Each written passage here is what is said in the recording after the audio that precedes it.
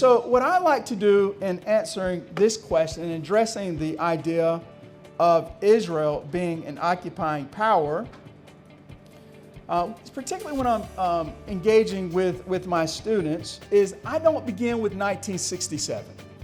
I don't begin with the 48 War of Independence. I don't begin with the 1947 UN partition plan. I don't begin with the 1917 Balfour Declaration or even the efforts of Theodore Herzl and the modern Zionists to advance Zionism. I say that we must look at the contextual history of the nation of Israel because it goes back at least 3,500 years.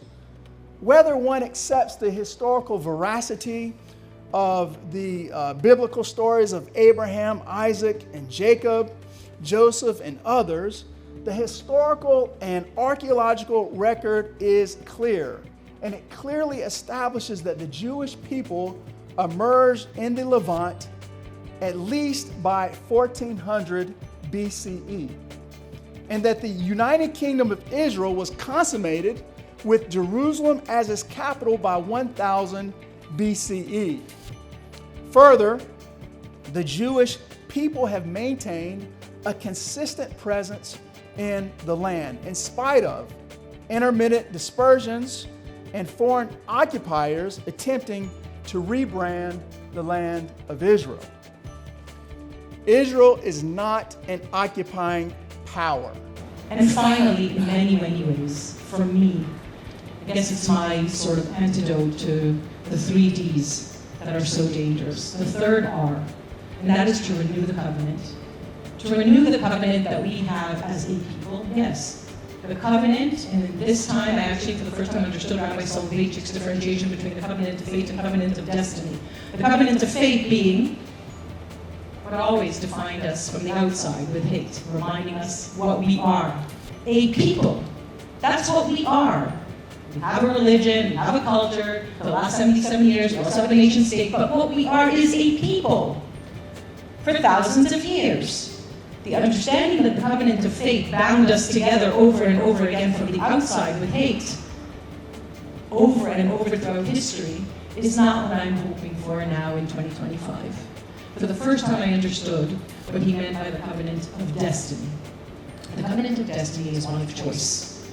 It requires to opt in, to lean in to this identity, to this belonging as a people.